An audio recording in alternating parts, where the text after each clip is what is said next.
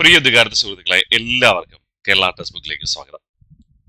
അപ്പോ ഇന്ന് നമ്മൾ ഡിസ്കസ് ചെയ്യുന്ന ഏറ്റവും പ്രധാനപ്പെട്ട കാര്യം, പഠിക്കുവാൻ ഏറ്റവും അനുയോജ്യമായിട്ടുള്ള സമയം ഏതാണ്? സയൻസ് പറയുന്നത് ഇങ്ങനെയാണ്, നമ്മൾ എപ്പോഴാണോ ദീർഘമായ ഉറക്കത്തിലേക്ക് പോവുക, അതിന് തൊട്ടു മുമ്പുള്ള 2 മണിക്കൂറും ദീർഘമായ ഉറക്കത്തിന് ശേഷമുള്ള 2 മണിക്കൂർ, രാത്രിയെന്നോ പകലെന്നോ നമ്മൾ പറയുന്നില്ല.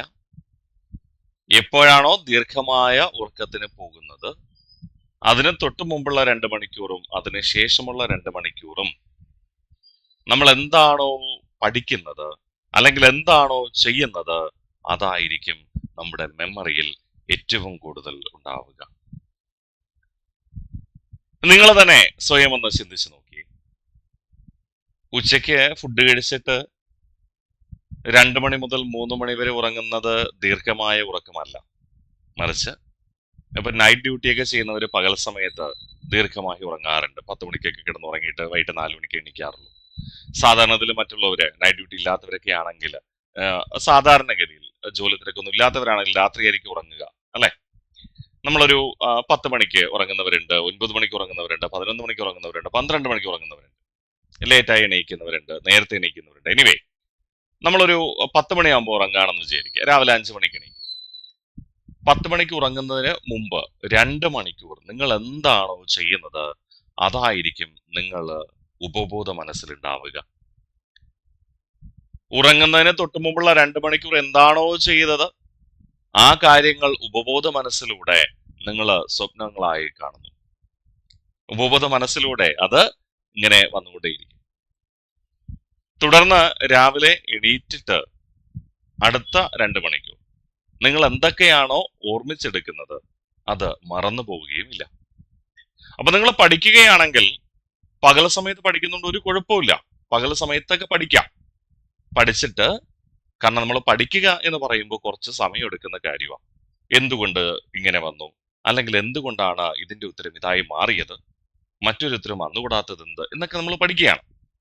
പഠിച്ചിട്ട് നമ്മൾ റിവിഷൻ ചെയ്യുന്നത് ഈ ഉറങ്ങുന്നതിന് മുമ്പുള്ള 2 മണിക്കൂർ സമയത്തിനുള്ളിലാക്കുക. അപ്പോൾ ഉറങ്ങാൻ പോകുന്നതിനുള്ള 2 മണിക്കൂർ മുൻപ് നമ്മൾ അന്നേ ദിവസം പകൽ സമയത്ത് പഠിച്ച കാര്യങ്ങളെല്ലാം ഒന്ന് റിവിഷൻ ചെയ്ത് ഉറപ്പിക്കുന്നു.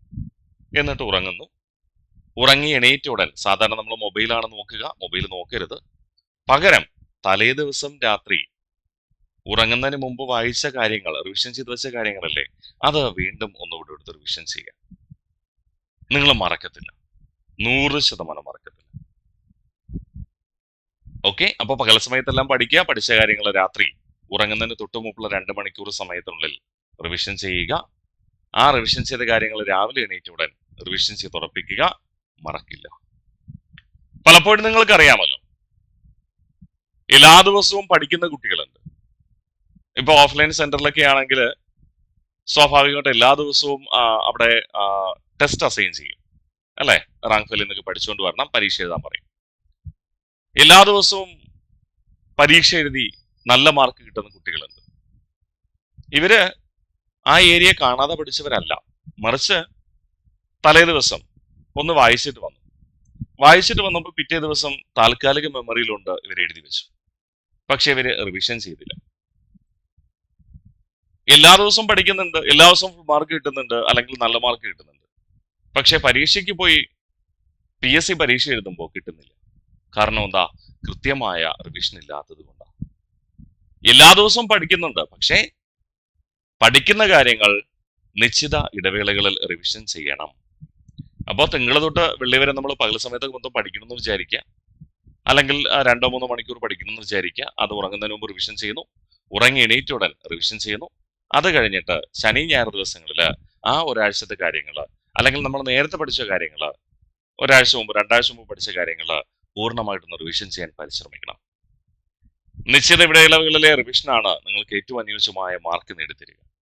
അപ്പോൾ പ്രിയ ഉദ്യോഗാർത്ഥികളെ, ഇനി നിങ്ങൾ ഉറങ്ങുന്നതിന് തൊട്ട് മുമ്പ് 2 മണിക്കൂർ സിനിമ കണ്ടിട്ടാണ് കിടന്നുറങ്ങുന്നതെങ്കിൽ നിങ്ങളുടെ ഉപബോധ മനസ്സിൽ ആ സിനിമയുടെ കാര്യമല്ലേ ഉണ്ടാവത്തുള്ളൂ, അല്ലെ? ഒരു പേടിപ്പിക്കുന്ന സിനിമ കണ്ടിട്ട് പോയി ഉപബോധ മനസ്സിൽ അതേ ഉണ്ടാവത്തുള്ളൂ. ഇനി ഉറങ്ങുന്നതിന് മുമ്പുള്ള 2 മണിക്കൂർ സമയത്തിൽ 1 മണിക്കൂർ നമ്മൾ പഠിച്ചു, 1 മണിക്കൂർ സീരിയലോ സിനിമയോ കണ്ടു, അല്ലെങ്കിൽ മൊബൈലിൽ റീൽസ് കണ്ടു, ഒരു പ്രയോജനവും ഇല്ല. ഉറങ്ങി എണീറ്റ് റീൽസ് ഒക്കെ കണ്ടിട്ട് പതിയെ റിവിഷൻ ചെയ്ത് കഴിഞ്ഞാലും പ്രയോജനമില്ല. അപ്പോൾ ഉറങ്ങുന്നതിന് തൊട്ട് മുമ്പുള്ള സമയത്ത് പഠിക്കുക, അതോടുകൂടി നേരെ പോയി വേറെ ടെൻഷനൊന്നും ഇല്ലാതെ കിടന്ന് ഉറങ്ങുക, രാവിലെ എണീറ്റ് ഉടൻ റിവിഷൻ ചെയ്യുക. ഉറപ്പായിട്ടും നിങ്ങളുടെ ഉപബോധ മനസ്സിൽ ഉള്ള കാര്യങ്ങൾ നിങ്ങളുടെ പെർമനന്റ് മെമ്മറിയിലേക്ക് പോവുകയും ചെയ്യും. അപ്പോൾ ഓർമ്മ സ്ഥിരമായി നിലനിൽക്കും, മെച്ചപ്പെട്ട സ്കോർ ചെയ്യാനായിട്ട് നിങ്ങളെ സഹായിക്കും. ഒന്ന് പരിശീലിച്ച് നോക്കൂ, തീർച്ചയായിട്ടും പ്രയോജനം ചെയ്യും. ബൈ.